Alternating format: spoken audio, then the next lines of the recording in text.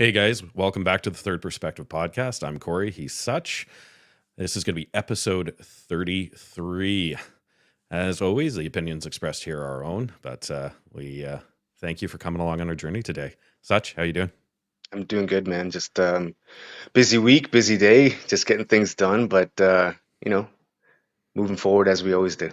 Awesome.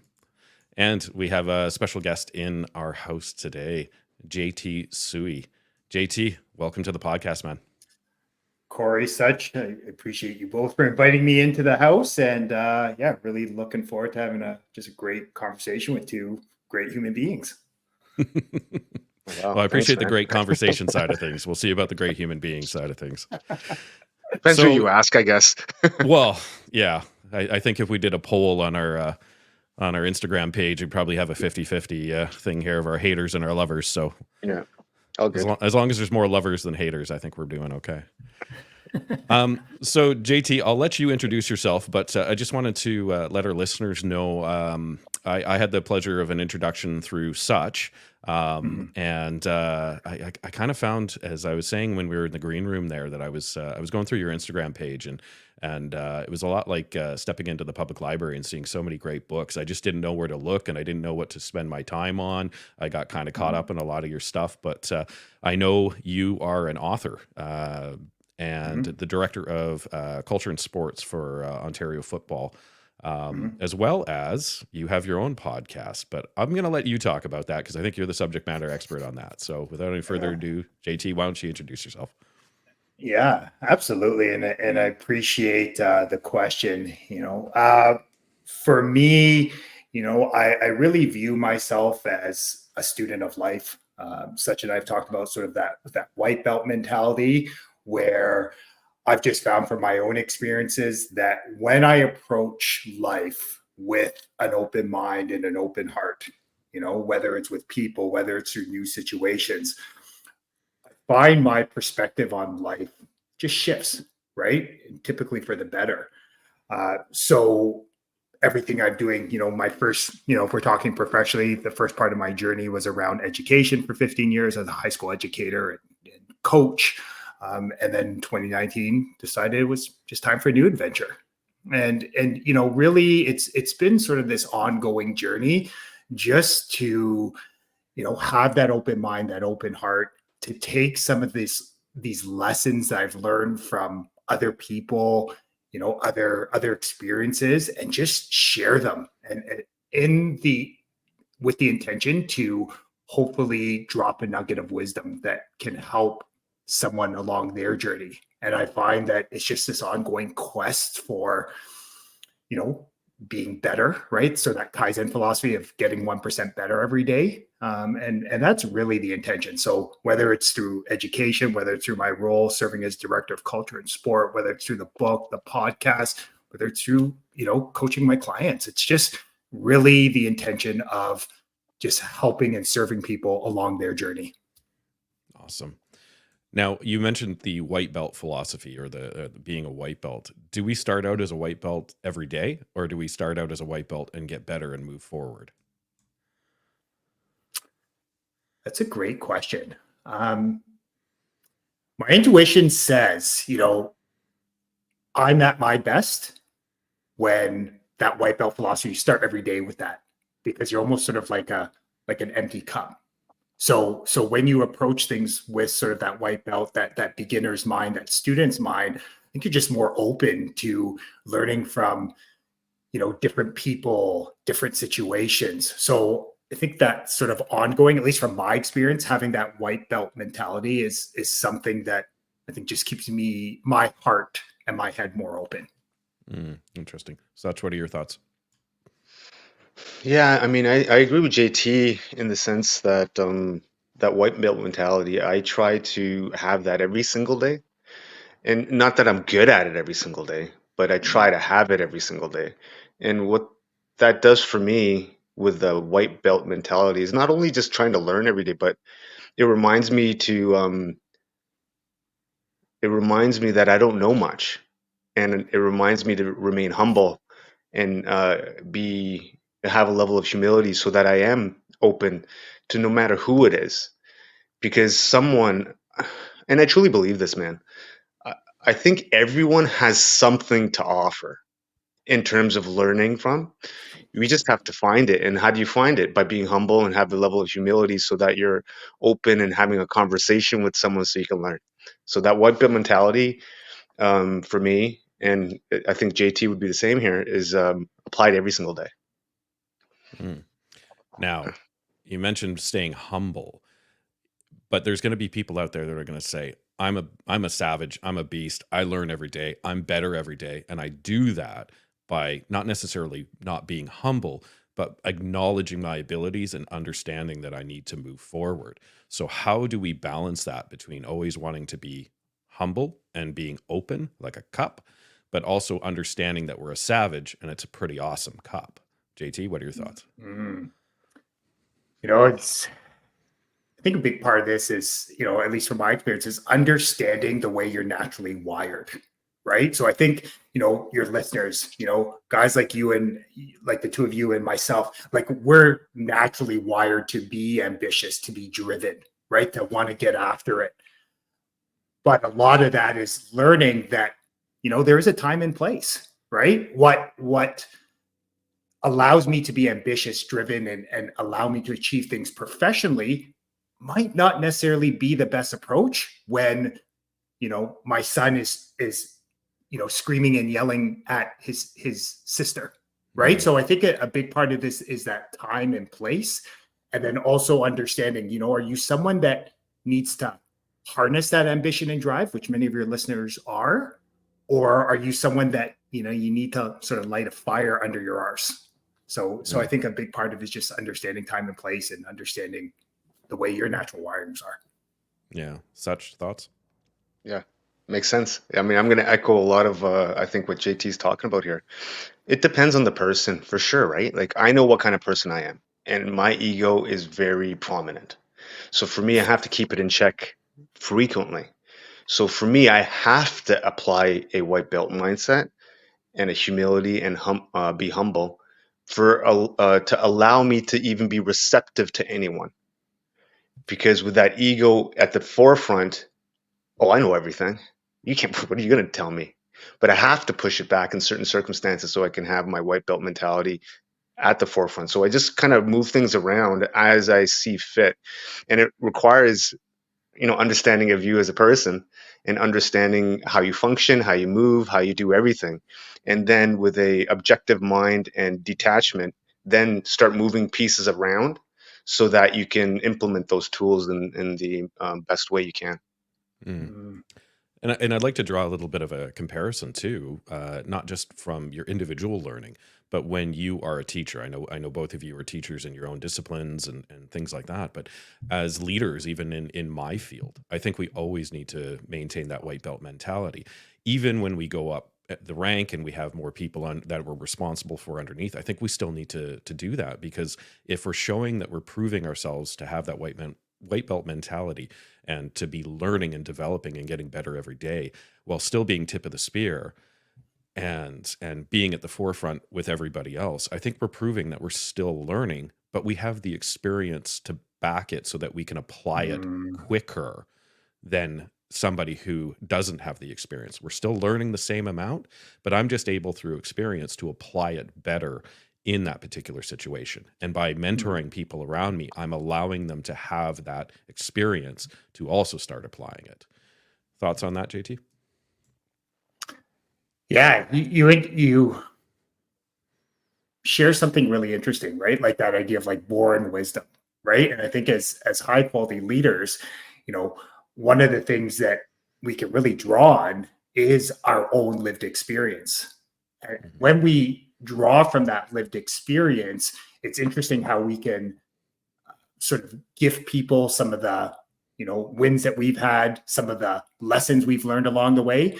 And I'll share with you a quick story. So right now in my role serving as director of culture and sport with Football Ontario, we're in this transition where we've had our football future ID camps, and now we are paring down the number of athletes moving on to the next step.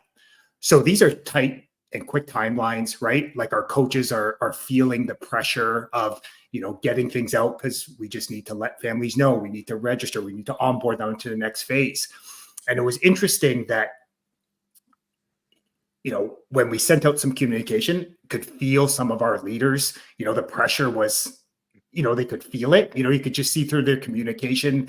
They were just feeling a little bit more anxious, a little bit more stressed about things.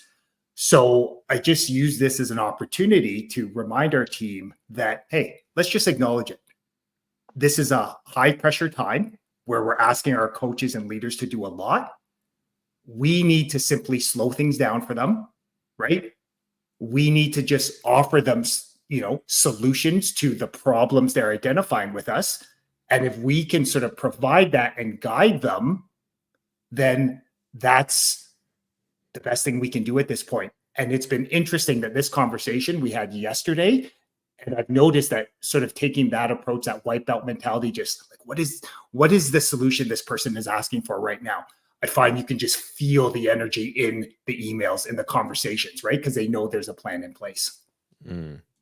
Yeah, and again, with leaders, I think that often we hear it, acknowledge that you don't know something, right? You're still responsible for the people. You're still responsible for the outcome. And not Mm-hmm. knowing something doesn't take away from the leadership side of things. It's simply Mm-hmm. acknowledging the fact that there might be either a knowledge gap or a skill gap there, but you are going to do what you need to do in order to move forward. So when you acknowledge that to your people rather than bluffing your way through it, which I think we do as parents all the time as well. I mean, just as a laugh, but when we acknowledge that and we say, look, I don't have the exact answer. I know you guys want me to have that exact answer. I don't have it now, but I'm going to get it. And then I'm going to let you guys know it. And I don't think anybody ever looks down on you. And if they do, yeah, they've probably got some issues there that aren't your leadership style. Such, what are your thoughts on that? Agreed. In the past, I was probably more of the bluffing type of guy, where I thought I knew everything and I'd present certain things. And, that was most of my life has been a great learning lesson if I reflect back upon it. And now that I do things significantly different now, I can see through my own experiences that um, it's a much better way to affect leadership because it's a two-way conversation. It's not a one-way street, right? And it has to be like, look, if you're someone who's been appointed or assigned a role that's leading a number of people, I mean, it's kind of almost impossible to know everything, right?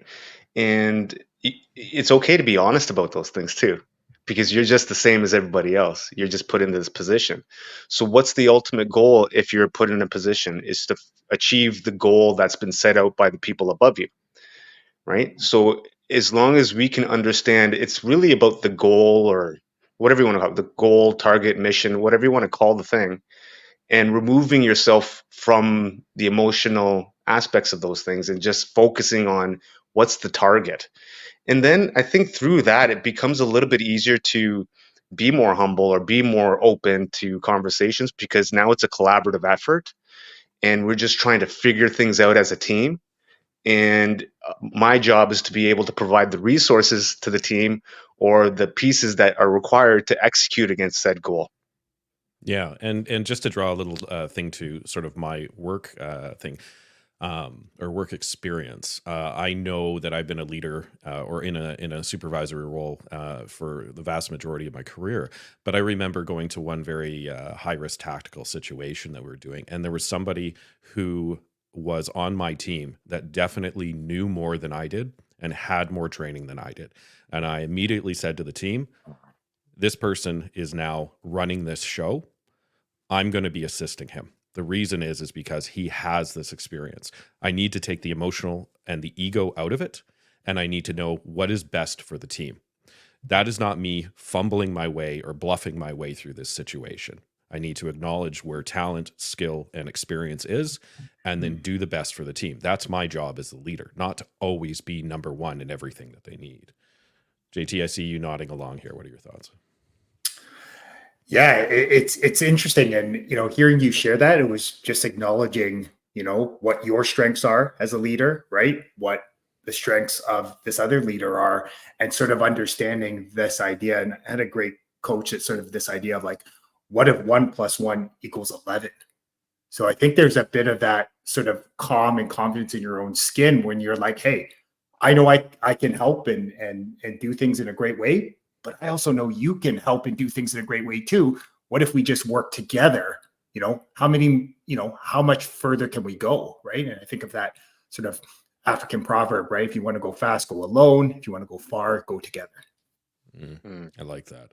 And to draw it as we're all parents, I mean, again, it's that whole idea with my daughters where they think I know everything. And there's nothing I shouldn't know. And if I say it, then it's true. But they're getting to that stage now where they have that critical thinking where I'll say something and they'll go, "Okay, I understand you're telling me that, but why?" And it's not the just constant whys, but I'll say, well, it's because of this. And I'll go, that's interesting because you mentioned this 6 months ago, which kind of counteracts what you're telling me right now. So which is it? And I'm like, it's both. It's both. Just think of both. But I think as parents often, and when dealing with younger kids and things like that, we often try to bluff our way through rather than simply just saying, I'm sorry. I don't know. I assume you probably think I should, but I don't know. I don't know, Such. What are your thoughts when it comes to parents and that? Mm. So I'm gonna go off on a bit of a not tangent, but maybe I learned from my parents' mistakes, Mm, and I learned how I wasn't doing things well a few years ago, and I wanted to be as authentic, as honest, and as transparent with my daughter at age appropriate levels, so that she understands that my word means something. And so when I have conversations with her, she'll ask, I mean, obviously she's 6, man, she's going on 7. So obviously she's asking me tons of questions, right? And, there are times I don't know, man. And she'll ask me like a real legit question. I'm like, you know what? I don't know. Let's find out. And then we'll find out together. And so I do it in real time. I try to do any question that she asks me, try to solve it then and there.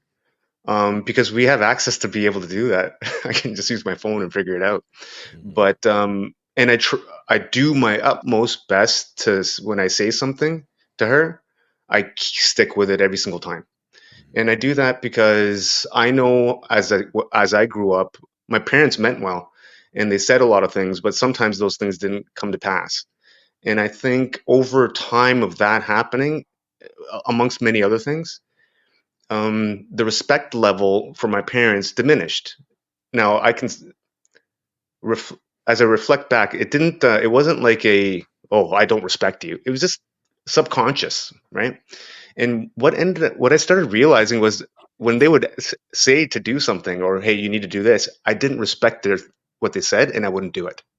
mm, And so I just realized that like a few weeks ago because I've been reflecting on these things and why certain things transpired throughout my life. And I made that connection. Oh, I was like, oh, they didn't do what they said. And so I made sure now, I make sure I try, like if I say something to my daughter, I like 99% of the time, unless something catastrophic happens, I try to ensure that my word is bond. yeah, and I want to hear JT's thoughts on this after I give this little bit of a story here. But to touch base on what you're saying, Such, we talked about admitting mistakes in one of our podcasts, one of our earlier podcasts, and the idea that if we don't allow people to see that we've made mistakes and we don't allow them to make mistakes, then they're never going to learn that mistakes are a chance to learn. And just to sort of top it off a little bit with a little bit of a story, I remember I was talking with my oldest daughter about being scared, and she was explaining something that she was really scared about, and I was telling her, not that it wasn't a big deal, but we were sort of walking through it, and I said, well, you know daddy's scared of things. And she goes, no, you're not scared of anything. And I said, well, why is that? She says, because you're daddy. And to her, just there was no concept that I would be scared of something. And I sat her down and I explained to her and I said, actually, I sometimes I'm scared all the time. And she's like, no, you're not. I'm like, just because I don't show you that I'm scared doesn't mean that I'm not scared. And it just blew her mind. And I hope that it expanded her mind because she didn't think less of me because I was scared, but it allowed her that chance. When I feel scared, that's okay because daddy feels scared. And But yeah. JT, more to your point, or more to the point that I want to make, you obviously had that career with high school and teaching with football and things like that. What sort of lessons and things have you allowed your students and the people that you've taught to see along those lines, admitting mistakes and being Mm. afraid and all the rest of it? Yeah, it's interesting, and as you share that, like I'm a big quote guy, and part of that is like I love reading, and reading's part of my daily practice. But I find quotes, maybe it's the football coach in me, but I find quotes are a good way to sort of just reframe, right? It's like, oh yeah, like so. I remember there's this quote, Maxwell Maltz, who wrote the book Psycho Cybernetics. So it's all around self-image and confidence and all those kind of great things. And he talked about this idea that you make mistakes, you are not a mistake. And I've always loved that because I think it's a simple reminder that part of this human experience is making mistakes and being okay with those mistakes and understanding that that's just part of the human experience. It doesn't say anything about who you are, right? And I think back to this situation on the weekend with my kids. So my daughter likes to sleep in. Uh, Her door was open because and my son goes in there to go have a shower, and by accident he slams the door, and it kind of made me jump and it scared me a little bit. And I just said, Tyler. And he already, you could tell his energy ramped up and you could hear his voice. Like it was like, boom, it was confrontational. He had a shower and I kind of walked away, right? Like I kind of took a breath, walked away. And, we had a conversation around this idea of, hey, buddy, I wasn't raising my voice at you. It's just when the door slammed shut, it scared me. So I would it made me jump. So I apologize for raising my voice at you. That wasn't right. And it was interesting how admitting that mistake, gave him permission that, hey, it's okay to make your mistakes. Daddy's, taking full ownership and taking responsibility. And that allows us to move forward. So I find like that being able to provide that lesson for my kids, which I've done many times in my time as an educator, it's been interesting. And I find like that's what's actually moved the needle in my life, specifically in my personal life. Mm. And that draws me to sort of the point of the podcast here, at least something that I want to touch base on, and that's learning. So I know that obviously you and such are teachers. I guess to a lesser extent, I am. For the people that I supervise and things like that. But we've been on this podcast. We've talked a lot about sort of the idea of imparting knowledge and teaching and being that one to develop others. But it made me think, especially looking through your Instagram there, JT, about the fact that what does it take to be a good learner? What does it take to learn? So we always talk about what it's like to teach. I can stand up in the front of an auditorium and teach on a topic that I'm very good at. But how do I encourage people to be a good learner? And how do I, as myself, be a good learner? I can be surrounded by savages with tons of knowledge, but I'm not learning anything that they're putting down because I haven't developed that.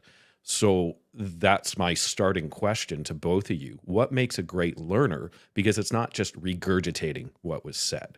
So JT, I'll start off with you. Yeah, I was just thinking what Such said. It's neutralizing the ego. It's neutralizing that ego that says, I already know this. Like, you're not able to teach me anything.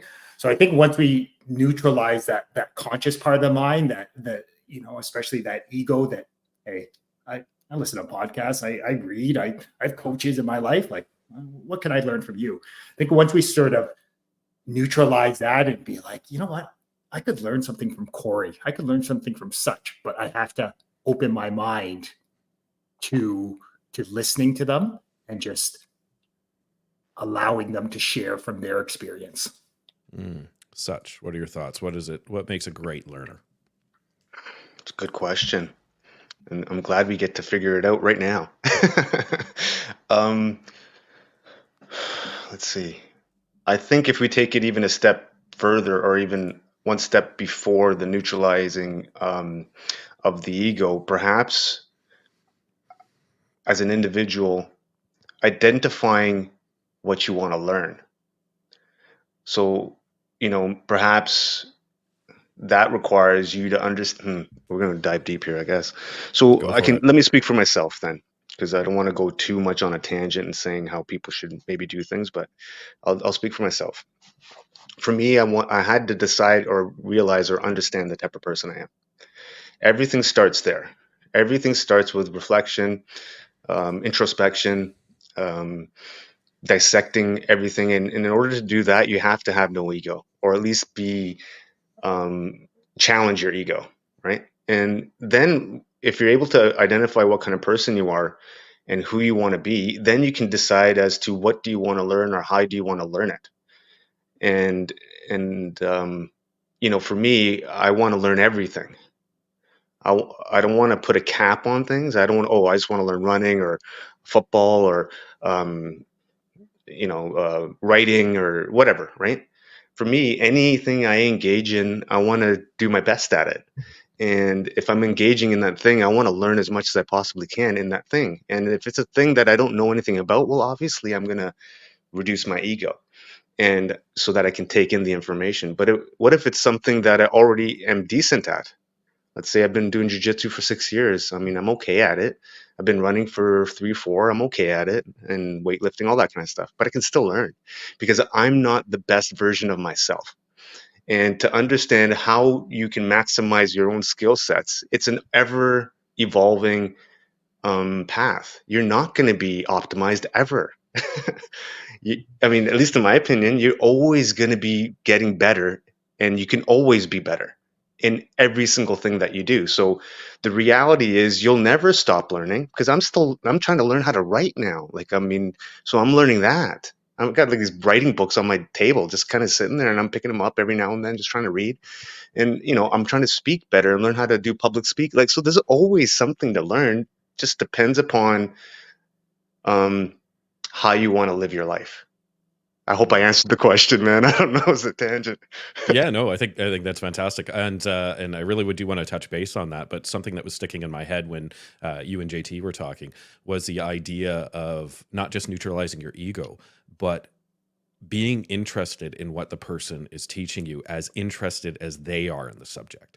Because I'll tell you right now, anybody who's been to a college course or a university course and sat in on something because it was something they had to take for a credit, they're just wasting their time. They're in there for an hour and a half staring at something. They're thinking of other things. They're, writing stuff down, again, just regurgitating stuff to regurgitate stuff. But if you get excited in the same way that the person's teaching you is excited, it becomes almost like JT was saying, 1 + 1 = 11. And all of a sudden you're like, oh, you love that passion. You get that passion from them and you start learning. Now, that's But not I just want always, to add, I just want yep. to add one thing to that point. That's JT and my job to figure out, right? So how do we deliver or instill passion into the person that we're speaking to? Mhm. And our job is to understand who they are and to activate those pieces within them if they haven't already figured that out themselves. So passion is infectious. And as an individual, if you're passionate, man, that'll transcend everything. I can be passionate about anything, man. You give me freaking, what's Sean say, macrame, whatever. Like, I'll be passionate just so I can help someone learn how to do it, Mhm. even if I don't like it. Yeah. Yeah. So I think that's kind of the distinction, at least for passion. Yeah, and just to sort of counterpoint a little bit what you're saying, I think that's fantastic as a teacher. You need to inspire that passion within somebody. But I'm talking about the individual learner. What are we taking responsibility for when we go to learn? And I think we have to say, somebody is passionate enough or interested enough to teach me something. I'm going to sit down and show them that I'm just as interested in that time. JT, I see you nodding along pretty well here. Yeah, it's interesting as you share that, right? We talked about, this idea of how do you spark that curiosity, right? Like, how do you light a match that sets that desire to want to learn and grow? And this whole idea about personal growth, self-development, right? Like, we know there's a lot of people that share a lot of great ideas, a lot of books out there, a lot of conferences we can go to. I often like to remind others, which most importantly, to remind it for myself that, what if we approach every conversation, every book, every just anything in life with this idea of like, what if the goal was just to gather one nugget of wisdom, you know? And I find like when you kind of break it down there that, if I have the opportunity to be here with you on the podcast, you know what? Come with the intention to obviously give value, share from your lived experience in a way to help and serve people. But then what if you just gain one valuable nugget of wisdom that can apply to your Mhm. life? Yeah. Right. And I find just that idea, it's simply, it sort of makes it realize like, it doesn't feel as onerous, right? Like just that idea, like take one valuable nugget of wisdom from that conversation, that interaction. And, you'll be on the way to, be a stronger, more powerful version of yourself. Yeah, and again, sometimes our podcasts here are an hour and more. You don't literally have to take nuggets out of every single minute that's here. I'd be happy if you took one and walked away with it. Like, I'm sure Such would agree. Yeah. I'd be happy if they took one and then listened to it again next week and took another one and then keep Yeah. listening to them over and over again. Yeah, absolutely. But like I said, don't feel pressure that you have to get everything out of every minute out of this podcast. So, I mean, if we remove that pressure to learn, I think we're going to be a lot better. JT, I wanted to sort of touch base a little bit back. You mentioned neutralizing the ego or neutralizing your ego. And you say we must do that. But in your experience as an educator and everything else and a coach, how are we doing that? Like, for our listeners, how are we neutralizing that ego? That's a great question. And the thought goes like be interested, right? Like be interested in reading that book, be interested in learning from great people around you, be interested in asking someone you're meeting, hey, what brings you joy, and listen to them. So I find that idea of like neutralizing is taking an interest in other people or whatever task you're doing. And I found from my own experience, the more I take interest, and again, some days are easier than others. Like, for example, some mornings I don't feel like reading, but I challenge myself to sit and just be in the practice of reading and take an interest in the book I'm reading because, again, just that idea that sitting in that practice, being interested in what I'm reading, there's something good that's going to come from that. How do you neutralize your ego? Curiosity, just what JT is talking about, being curious. So if I see someone or someone like is doing something and my curiosity is piqued, I'm like, oh, what's going on there? That's cool. Just being curious, right? And you know, being curious, having conversations with people are real easy ways to neutralize your ego, because what people should really also understand is that we're not, each of us are not that special. We're not. We may be unique in our own ways, but we're not special. Anybody who thinks that they are needs to be more curious to see what's out there and who to have a conversation with.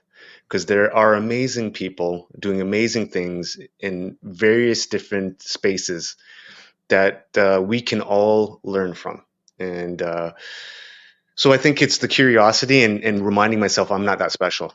And I mean, you probably have heard me say that from time to time. I'm not that unique. I'm not that special. I'm not that big a deal. I'm not any of those things. I'm not. I'm so not. Um, and I have to remind myself of that and then be curious, ask questions, keep engaging people. Mm. And I do want to make a point for our listeners as well. We're not saying like the white belt mentality and neutralizing your ego doesn't mean that every single day you have to say, I don't know anything. I don't know anything. I am an empty cup every second of the day.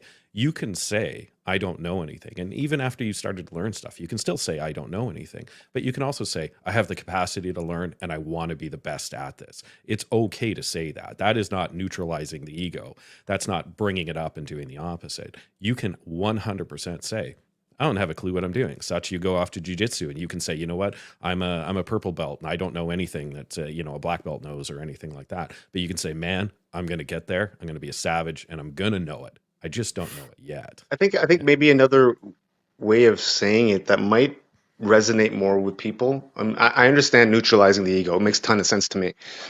And I think maybe what we could say or should say is maybe integrating the ego, Mm, right? Because we need the ego to do things, right? We need it because that's what gives us passion, ambition, all these types of things.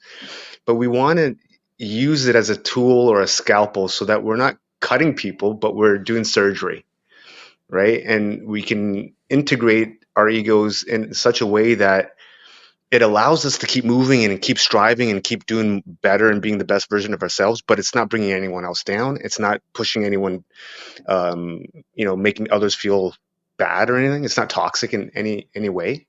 mhm. But I don't know. What do you guys think? Integrating the ego. Do you think that might be a better way of using it?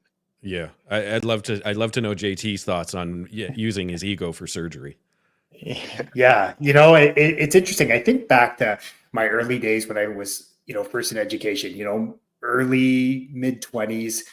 And, my first school was a very academic school. Like at the time, it was probably one of the top 10 academic schools in terms of results based on the Fraser Report here in Canada, which just, again, just a measure of academic excellence. And I remember there were times where it's like, who am I to be teaching in this school? I remember those questions, and they would ask a question and I would literally try to fake it till you make it. And you try to, fumble through your words. And then, it was after years and years of getting more reps and sets, being in front of the classroom, where I think back to my last year, where it's like, okay, I have no idea how this lesson's going to go. I had an idea in my mind. We're just going to do it, and we're going to figure it out together. So I found, like, just this not taking myself too seriously, like having that common confidence to be like, we'll walk this journey together.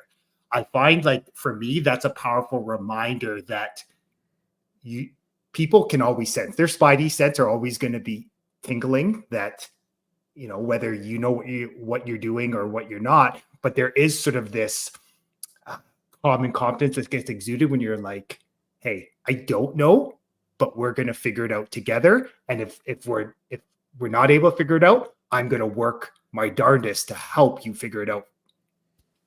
Yeah. And as you said too, and touching on what Such says, integrating the ego isn't a bad thing. When the ego is in charge and running the show, it can certainly be a bad thing. But having a tool in your tool belt of confidence and knowledge and experience and ego and drive and things like that, there's nothing wrong with that. The hammer is not a bad thing. But if you're using the hammer when you should be using a screwdriver, it's a horrible thing. So if you're using the ego to drive the bus, it's just going to go off a cliff if you're not careful and you're not using anything else. Anyway, so the other question that I have here then is we're identifying what it's or how it is to best be a learner, but what are some of the barriers to learning? JT, I'd be very interested in sort of your experience here. What are some of the more mainstream barriers to learning? Close mind. The one thing I've discovered through my journey is, as a teacher, as an educator, the goal is to help people open their minds. And again, that's easier said than done. Um, but again, that's where that spark is. So I find one of the biggest challenges just opening people up to new and different ideas, like being open to diversity of thought. So, thinking back to what you shared earlier, if I have the opportunity to go speak somewhere, I always like to challenge them and say, hey, if you're all in, then I really challenge you to be right here, be right now. And if you can walk away with one nugget of wisdom that can help you along your journey, then I feel like I've done my job. So I think it's just helping people to really crack those minds wide open is Mm, is is the challenge, but then that's also the fun part of trying to open that mind. yeah.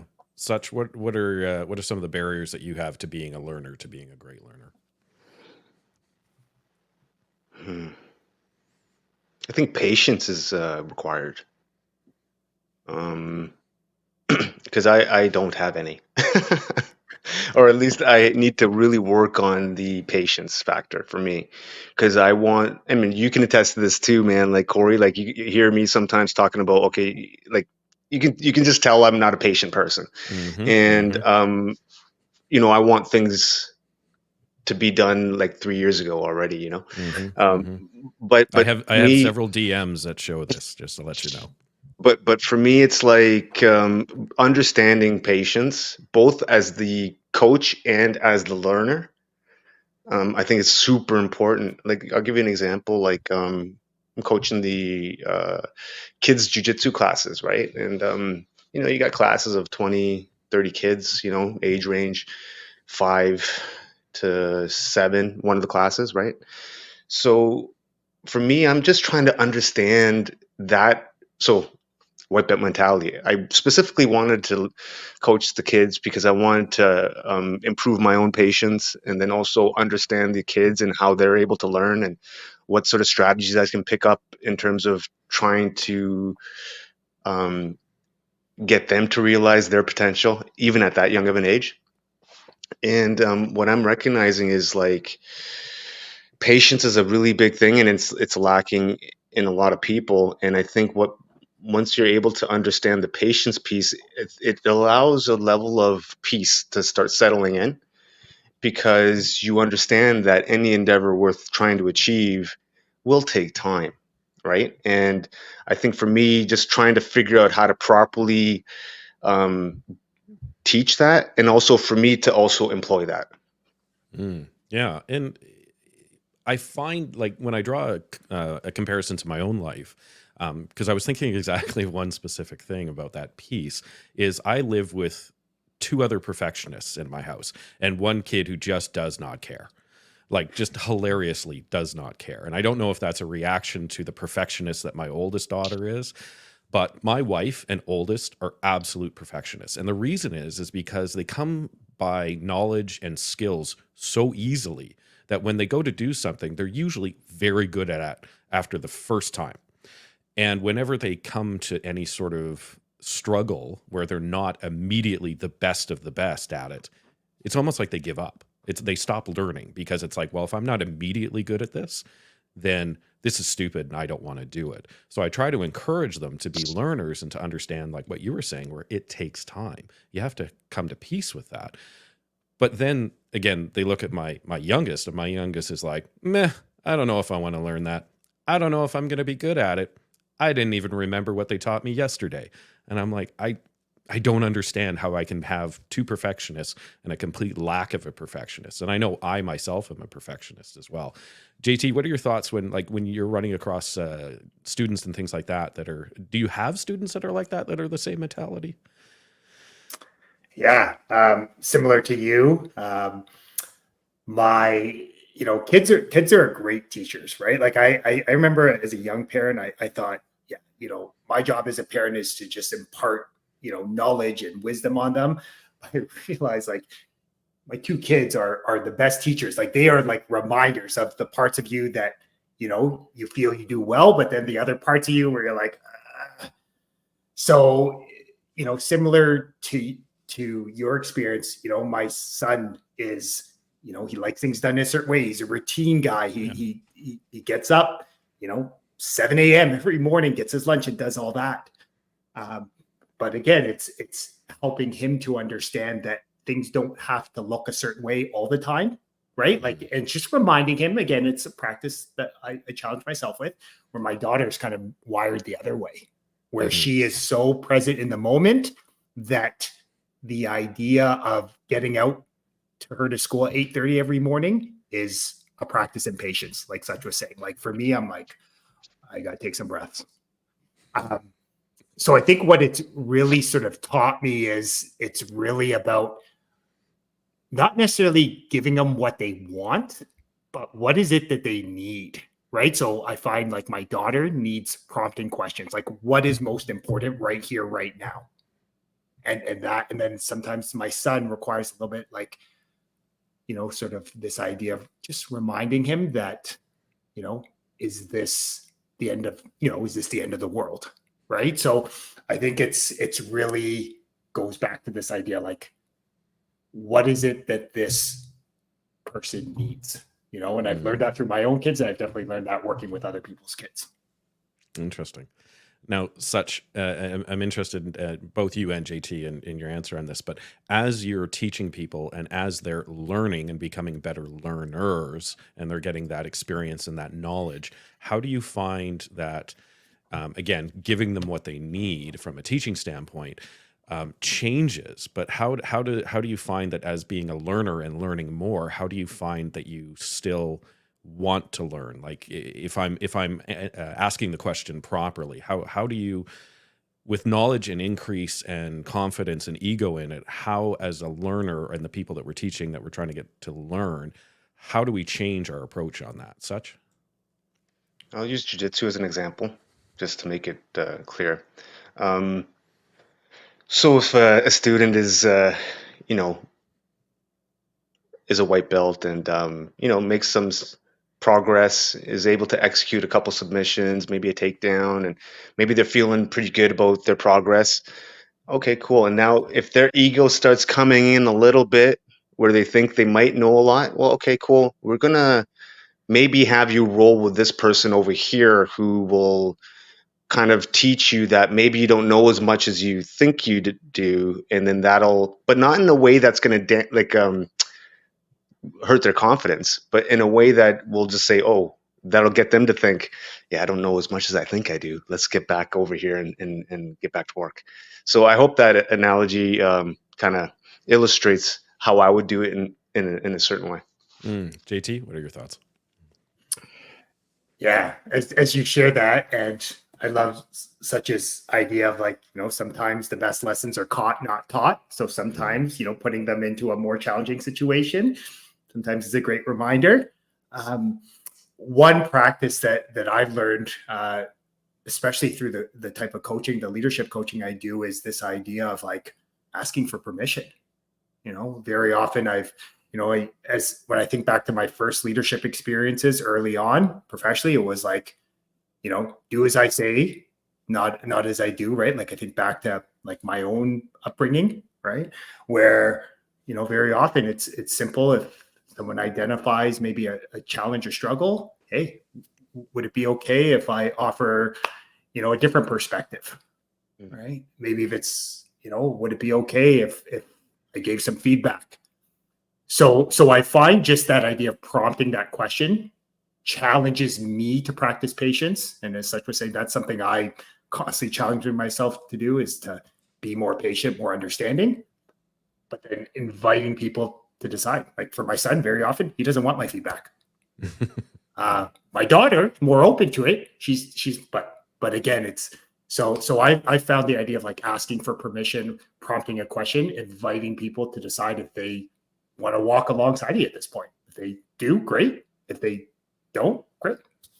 And a lot of to this point, I just want to jump in real quickly to have any of these teacher, coach, student, whatever athlete, to have any of whatever we're saying work at all, there has to be buy-in by the person, both people or the group, right? If there's no buy-in, if there's no conviction to move forward, nothing will work. So that has to be already kind of just, we have to start with that, right? And if there is a level of that, then you can start moving forward. yeah, and I think we've sort of started touching base on my next question here, but how do we help someone learn something that they don't want to but need to? It's not an option. It's something that they do need to learn. Kids, for instance, obviously a super easy example, but you need to learn that this.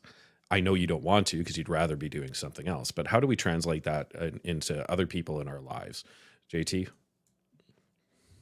Yeah, it's a great question.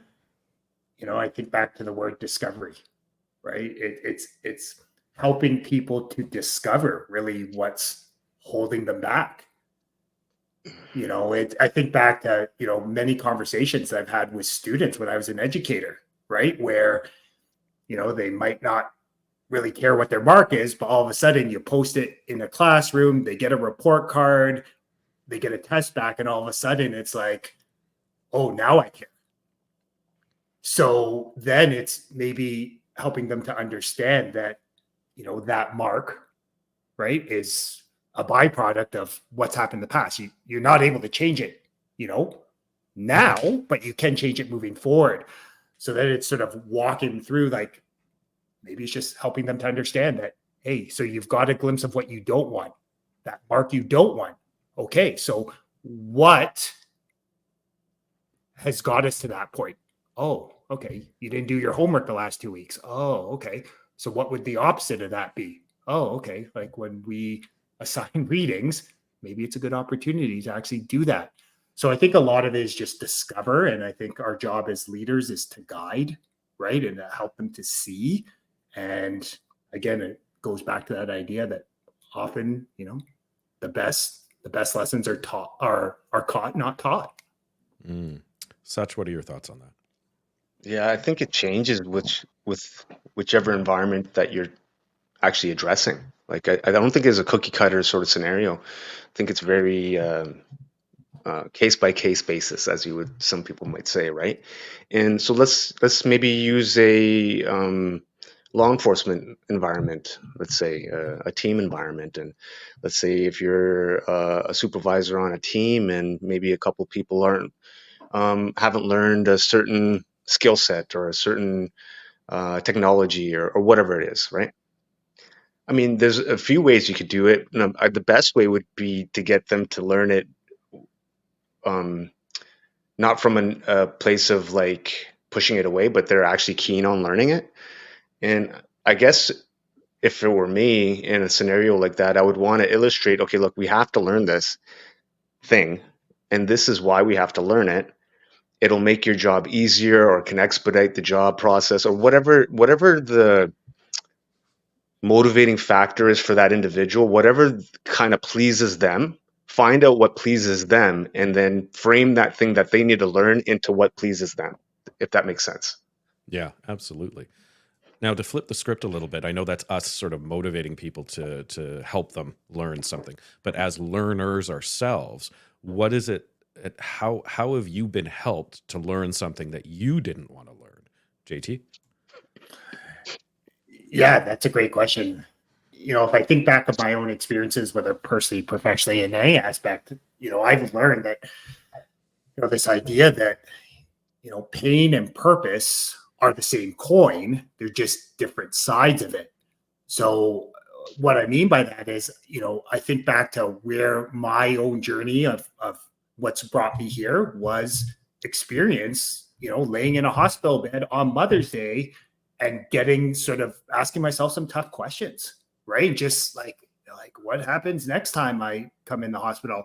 Am I prepared to leave my wife and kids? And so I found that sometimes just being aware of what you don't want in life, then it's a matter of flipping, like, what is it that I actually do want? And I think that spark is sort of just this ongoing quest to learn and shift the way I think and how I act in this world. So I think there's power in understanding that sometimes we need to get a glimpse of what we don't want before we can get clear on what we do want. Hmm. Such, what are your thoughts on things that you yourself have not wanted to learn, but somebody's helped you learn? Um, I'm stubborn, as all things. I'm trying to use not bad words. I'm stubborn, man. So sometimes I have to be stung to learn, and sometimes I have to be guided into a place where it's going to force me to learn. And you know, I can give an example of it. I'm not sure if shared this story before, but I have on a podcast. I just can't remember which one. And it was so Sean Taylor, a friend of ours. was helping me a couple years ago as I was kind of navigating through a few things personally, and then I started engaging in ultra marathons. And there was an ultra marathon in Salmon Arm, BC. It was a backyard ultra where you have to run 6.7 kilometers every 60 minutes on 150 meters of elevation. And within that 60 minutes, if you did it, then you would just keep going until you can't, right? And you have people there running 500 kilometers nonstop kind of thing. And this was like my first time ever, and I had no clue about anything. So I was talking to my friend Sean, who's an ultra endurance athlete and performance coach, and he was planting seeds, but they were weeds they would grow into weeds, not flowers. And the reason, now reflecting back, I understand why he did those things. He wanted me to get so stung and so embarrassed and so um, feel like not garbage, but like felt terrible through the experience, so that I would never do it again. But that's how I work, right? That's how I function. And as a person I was talking to, as a coach or a friend or a mentor or whatever, he knew that. So for me, I need to get burnt, man, and then need to kind of like look, recalibrate, figure it out, learn from the mistake, and then keep moving forward.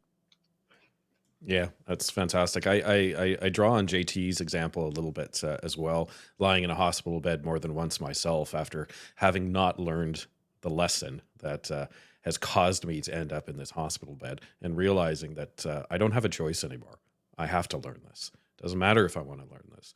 Me not learning it has the direct cause of me sitting here. And I know that's where motivation and epiphany kicked in, and then we've talked about it where motivation fails or discipline continues on, and that's sort of where that learning portion is that you apply that with the experience to continue on and not have to do that. I also Well, there's think a it's some. quote. Yep. Sorry, I didn't. There's a quote that will illustrate what we're talking about very succinctly. And necessity is the mother of invention. Mhm. If you have to learn it, you're gonna learn it. Yeah. And that's the immigrant experience to a certain degree. Yeah, absolutely. Like, I mean, JT and I can relate to that, right? Like, necessity is the mother of invention. My dad used to say that, so that's why I said the immigrant experience. My dad used to tell me that all the time. Yeah, I know the other thing for me, especially when it comes to um, having to learn something and getting help with it, is acknowledging that if I don't want to learn it, I'm probably looking at all the obstacles and all the negatives of it. I'm not paying attention to any of the positives because I don't want to, because it doesn't matter to me. But if I reframe it, we've talked about that last time. If we reframe it and understand that I get to learn these things, I'll stop looking at the obstacles for all the reasons why it's not going to work and understand what I'm going to take from it. And in that case, I can then have somebody show me their passion, show me their interest, and start, as we've said, moving forward. Now, I do have a question for both JT and you, such. Why are we better at teaching than we are at learning? JT, I'll start off with you. It's interesting, and this is what I've found from my own experience is if we often like I think most human beings, and we all do this at times, we're really good at giving others advice on what they should do, and we don't always practice it. So I've just found from my own experience that often the advice I would share with others is actually the advice I need to hear right now and apply in my life. So I find it's just reminding that if things are coming up in your life and there's some challenging people and situations, what if you had a loved one going through that? What piece of advice or wisdom would you share with them? Now, listen, open that mind, understand those words, and then apply it to your life. So I find it's just I guess going back to this idea, like practice what you're preaching. Mm. Such, why are we better at teaching than we are at learning? Generally speaking, I agree with JT. I mean, it comes back to the ego, right? People trying to project other things onto other people. Oh, yeah, I know you need to do this better. Even in fact, sometimes I'm not doing that thing. So what you'll notice is that, like, at least I'm starting to know this. I don't give out as much advice as I used to. I don't want to chase anyone to give them any guidance or advice because you know what I've noticed? No one wants it. Right? So usually what happens is what I've noticed is when people start knocking on your door, tapping you on the shoulder, those are the people that want to learn or they want to maybe hear what your experiences are and maybe want to glean some information from that all day for those people. But I think I've recognized through my own experience and my own errors and whatnot that and where I am now today, I'm not pushing out advice to anyone because I don't want to upset anybody. I don't want to irritate anyone. And when they're ready to have that conversation, I'm here. Mm, I like that. Mm. I think one of the most important things that I can think of about being a learner and moving forward is to not seek out people that are just going to echo chamber you, to actually seek out those who might not. It doesn't mean that what you believe or what you've learned or what you know isn't still valid. But what it means is if you're open, if you're that white belt mentality, you're that open cup, you're willing to accept that knowledge, at least for that day, anyways, and you can recycle that back into the system, stress test it, and see if it still works for you. But don't just seek out the echo chamber because all you're going to do is seek out people who are going to reinforce what you know, and you're going to learn exactly nothing out of that. All right, we're getting at about an hour here. I hate to shut it down. As always, I'd love to have JT back, but one of the questions I'd like to ask JT is: I noticed, obviously, I mentioned you're an author. I see a book behind you there. You Are Greatness. Why don't you Mhm. give us a little snippet of it so people can seek it out? Yeah. So I wrote "You Are Greatness." I thought of ways. Reading was something that shifted my life. When I first left the hospital bed, and things had been stripped away. My physical health, like I wasn't able to get up and move, and for someone who's comes from a athlete and coach and sport background, very humbling. So I found like reading was the only thing that really I could do at that time. So I wrote the book as a way to share some of these nuggets of wisdom.